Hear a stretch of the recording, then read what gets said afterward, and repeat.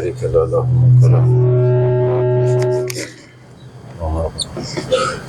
إن الحمد لله نحمده ونستعينه ونستغفره ونعوذ به من شرور أنفسنا ومن سيئات أعمالنا من يهدي الله فلا مضل له ومن يضلل فلا هادي له وأشهد أن لا إله إلا الله وحده لا شريك له وأشهد أن محمدا عبده ورسوله يا أيها الذين آمنوا اتقوا الله وقولوا قولا سديدا يصلح لكم أعمالكم ويغفر لكم ذنوبكم ومن يطع الله ورسوله فقد فاز فوزا عظيما.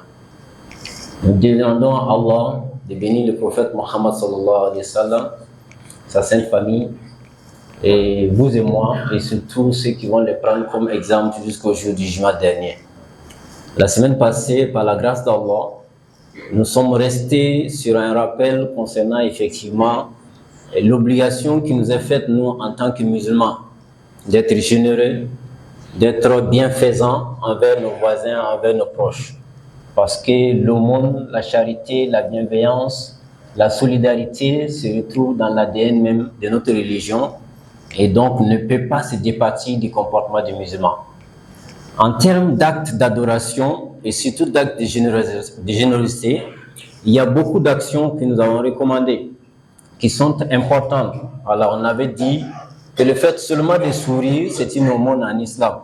Voilà, donner la zakat est obligatoire, c'est de la solidarité, c'est important, c'est obligatoire en islam.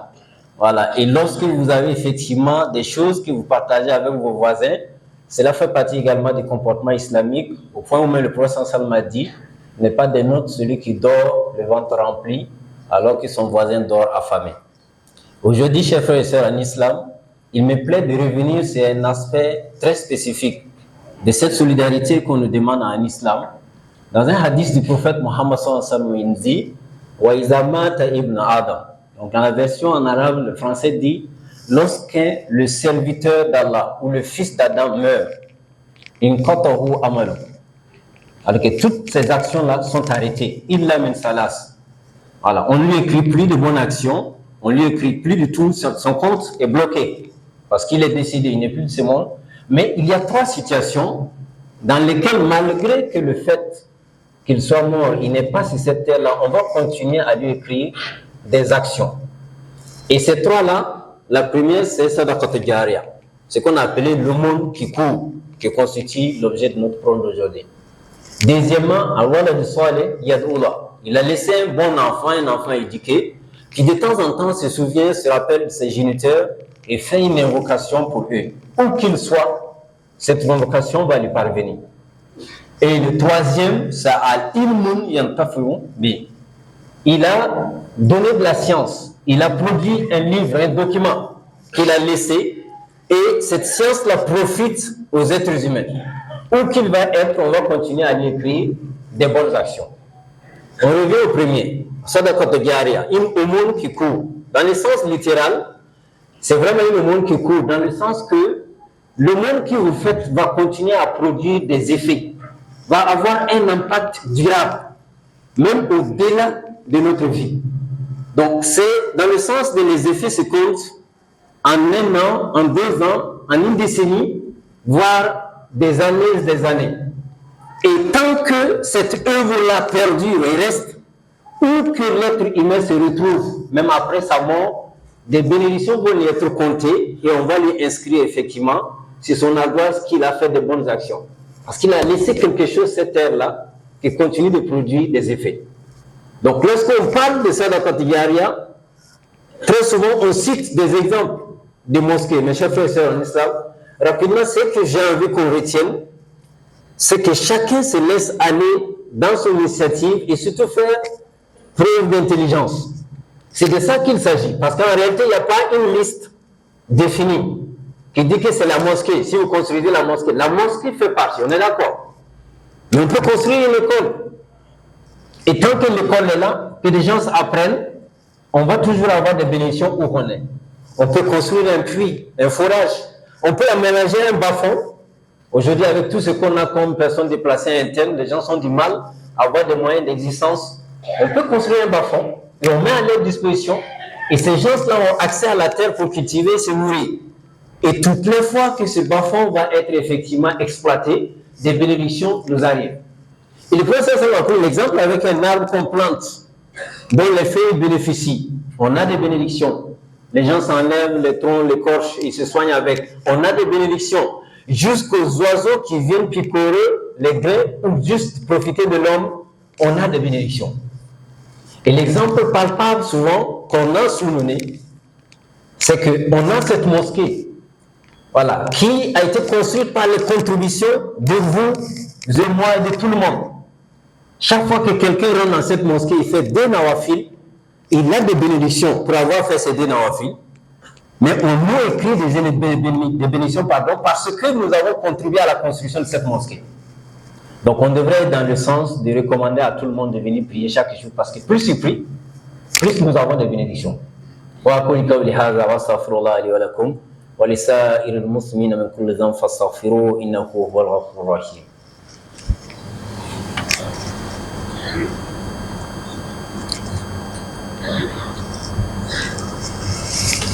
الحمد لله وحده والصلاة والسلام على من لا نبي بعد. Chers frères et sœurs, l'islam, et en restant sur cet exemple, pour encore nous montrer combien c'est important d'avoir cette sadaka diaria, nous avons contribué pour qu'on construise la mosquée. Quelqu'un vient prier, on a des bénédictions. Mais imaginez la personne qui a donné le terrain pour qu'on construise la mosquée.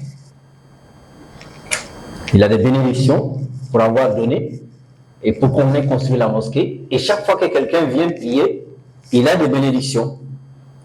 Donc c'est, en fait, si vous voulez, c'est se donner un compte épargne bloqué de bénédictions auprès d'Allah. Et aujourd'hui, on a des occasions comme ça qui existent. Ça peut être dans le projet de l'AMB, mais le CFI qui a son complexe aussi, qui est en fait de pousser. Donc, c'est des actions qu'on peut aller prendre là-bas aussi.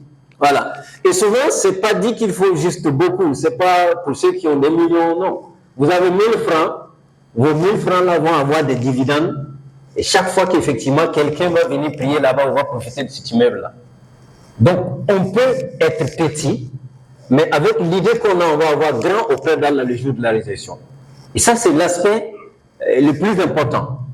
Et pour terminer sur ce sujet, vous savez que le Selfie a la Zakat House. Voilà. Et il y a des frères qui m'ont dit, bon, on a dit de donner et ça va impacter. Mais moi, je n'ai que 1000 francs, je ne fais pas avec. Prenez votre 1000 francs, allez remettre à la Zakat House.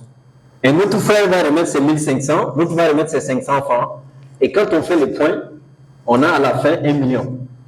On peut financer un master d'un étudiant qui va finir et va commencer à travailler. Ton 1000 francs et les 1500 de l'autre ont contribué à avoir le million et à financer le master du frère ou de la sœur qui aujourd'hui est autonome. Et chaque fois qu'effectivement il tire profit de ce master-là, on a des bénédictions. Donc il faut juste réfléchir. Comment est-ce qu'on se met ensemble avec le petit qu'on a, en ajoutant avec l'autre, on peut avoir gros, et c'est grand, on peut réaliser des projets qui impactent. Et ça, quand vous lisez la solidarité que l'islam nous recommande, c'est ce qu'on nous demande. On peut donner 10 francs à quelqu'un juste qui tend la main, c'est bien. Il va avoir à manger à midi. Mais est-ce qu'on résout son problème pour longtemps? Non. Quelqu'un vient vous solliciter effectivement un besoin ponctuel. Il a un souci, on lui donne. Il résout ça, mais demain il va revenir encore. Il va demander encore un autre. Donc les 5 francs, les 25 francs, les 10 francs, les 15 francs, voilà, c'est bon quand c'est mis ensemble et que ça devient grand. On a effectivement une grosse somme, on peut aider et ça va impacter. Mais c'est si nous seul on donne 5 francs à quelqu'un, bon, il ne va pas beaucoup apprécier. Ça ne résout pas son problème. Pourtant, nous, on sait l'effort qu'on a fait pour avoir ces 5 francs. Donc cette sadakat diaria, au-delà du fait que ça impacte notre vie, ça impacte notre relation avec le Seigneur Allah, ça permet de nous racheter même après notre mort. Parce qu'on peut quitter cette terre et on va chez Allah avec une moyenne de 9 sur 10, 8 sur 10. C'est juste une image pour qu'on puisse comprendre. Mais avec la sadakat diaria qu'on a laissée, les plus qui vont arriver, les dividendes qui vont arriver vont effectivement venir gommer ces péchés, de telle sorte que finalement, des gens vont quitter cette terre avec 9 de moyenne, mais le jour où on va les ressusciter, ils vont se retrouver avec 17. Et là, il va se poser des questions. Comment se fait-il? Je n'ai pas fait tout ça. le Seigneur Allah va lui dire, tu avais laissé cette mosquée. Et ce sont des bénédictions qui ont été ajoutées, qui t'ont donné ça. Donc, je vous invite et je m'invite à ces actions-là, surtout des actions qui impactent, qui portent, qui sont durables.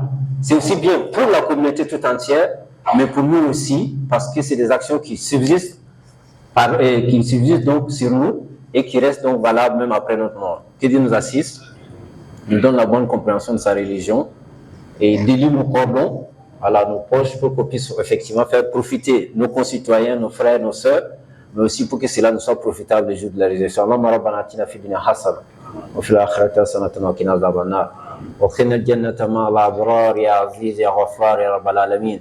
Rabbana la tuzigh qulubana ba'da idh hadaytana wa hab lana min ladunka rahma innaka antal wahhab. Je vous rappelle et je vous conseille, je vous recommande fortement de ne pas oublier à chaque fois que vous faites un sujoud de demander à Allah de ramener la paix au pays autour de nous, un peu partout à travers le monde. Inch'Allah. Que Dieu nous assiste, qu'il exauce nos vœux. Subhana rabbika rabbil izzati amma yasifun wa salamun alal mursalin walhamdulillahi rabbil alamin. Qumu ila salatikum yarhamukumullah.